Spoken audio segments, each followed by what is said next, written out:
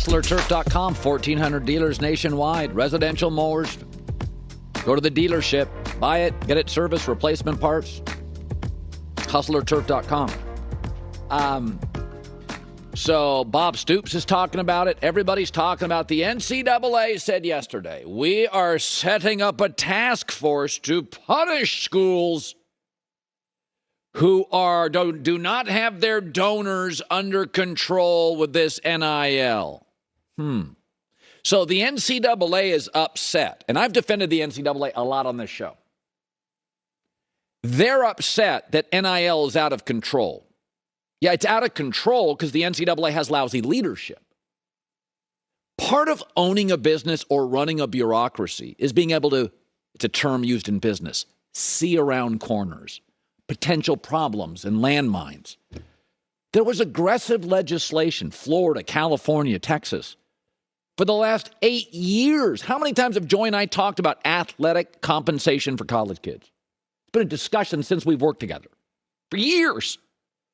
The NCAA was stubborn, dismissive, ill-prepared, maybe blind.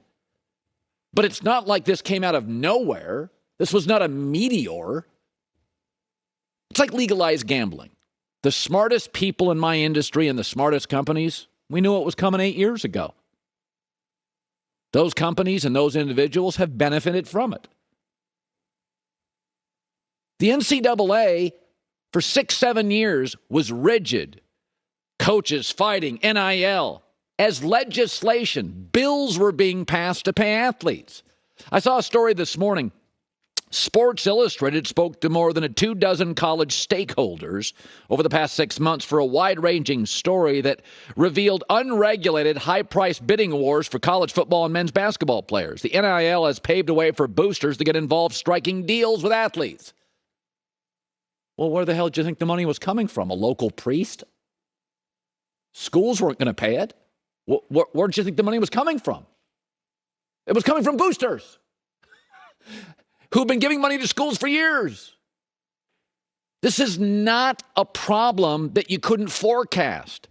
I mean, even with our weather, the weathermen go on and give you a 5 and a 7 day outlook. They can see stuff out in the Pacific. Yeah, this is going to be rain in 6 days. We had like 6 years to get ready for this thing. And now we are setting up a task force. Be very careful who you punish here. Like the Miami Hurricanes are right in their bullseye because they have a very powerful lawyer and he's striking a deal. And everybody's like, oh, go get Miami. No, I think Miami's a little ahead of the curve, actually. I read the story on Mr. Ruiz, the attorney who owns a cigar boat company and another app that's very lucrative. And I read what the Miami Hurricanes and Mr. Ruiz are doing. And I'm like, I don't know. Seems like that's the way you should do it. It's like a real business. It's like a real business. Kids are on a payroll. They want to punish Miami? I don't know if I'd punish Miami. I wish everybody was as slick as Miami. USC's not as slick as Miami. UCLA around the corner is not as slick as Miami. Miami seems to have their act together. They got kids on the payroll. But I have very little sympathy when you can see stuff coming for years and then you're like, whoa, this is out of control. Folks, like legalized gambling and college athletes getting paid. We've been talking about it for a decade. We knew it was coming 7 years ago. You could smell it 6 years ago. And then it drops and you're shocked? Joey and I have been on this now for years. College football is like a $7 billion annual business, and it has no CEO. We were on this for 2 years. It's like, this is a you problem. Don't blame Miami's boosters and Texas's boosters and Bama's boosters and USC's boosters. This is a you problem. These are businessmen. These are entrepreneurs who don't want to fall behind. They love their schools. So Miami and Texas and Bama and Ohio State and Michigan and UCLA and Arizona State or whatever university, they want to protect their schools. They went there. They've been huge donors forever. I trust them more than I trust the NCAA's leadership this morning. Joy with the news. No.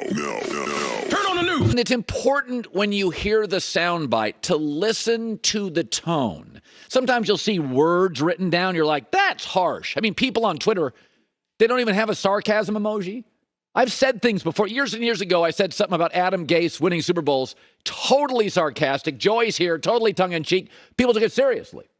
It's like there's no sarcasm emoji. Like they say 10 to 12% of America doesn't get sarcasm. So tone matters. This is not mean-spirited by Ryan Tannehill.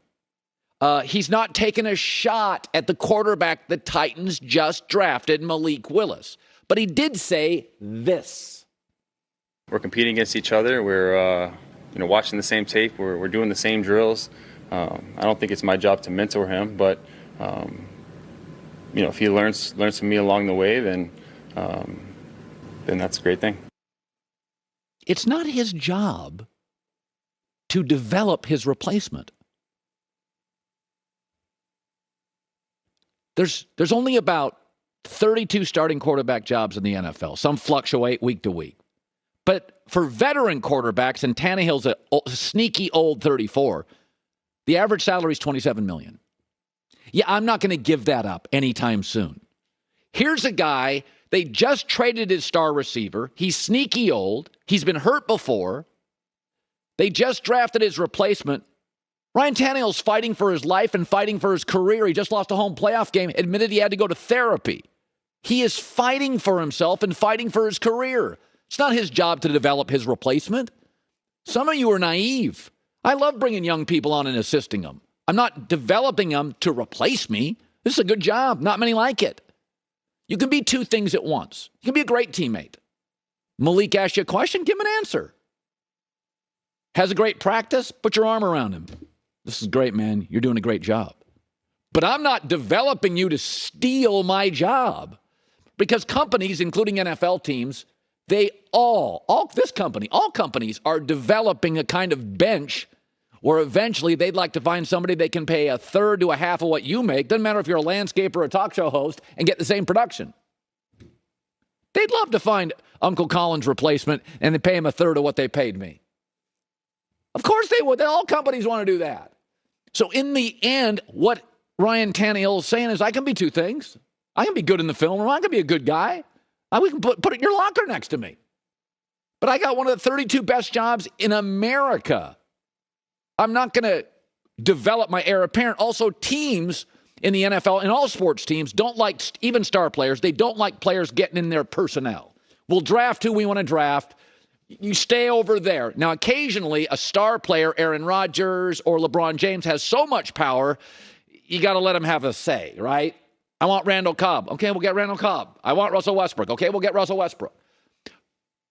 But teams don't like that. So teams do not want players to get into their personnel business.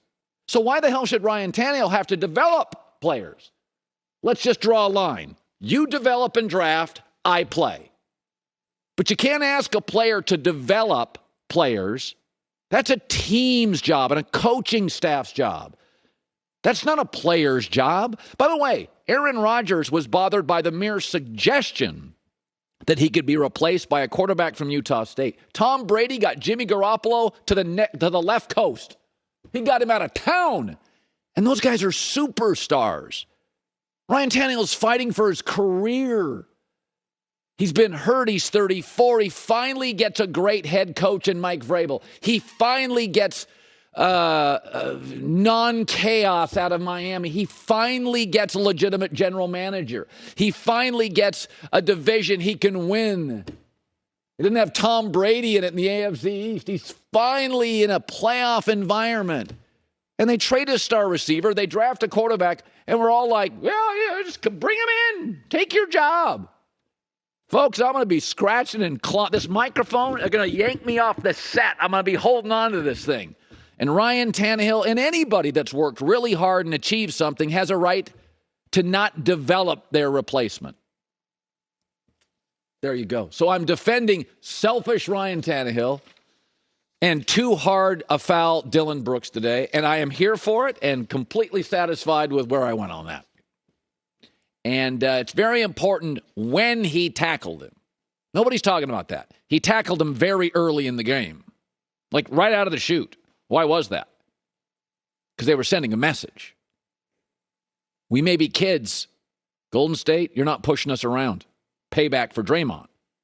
I heard this all day, all night this morning. There is no room for what Dylan Brooks did. There actually is some room for it. It's called the Bad Boy Pistons and Ray Lewis's Baltimore Ravens.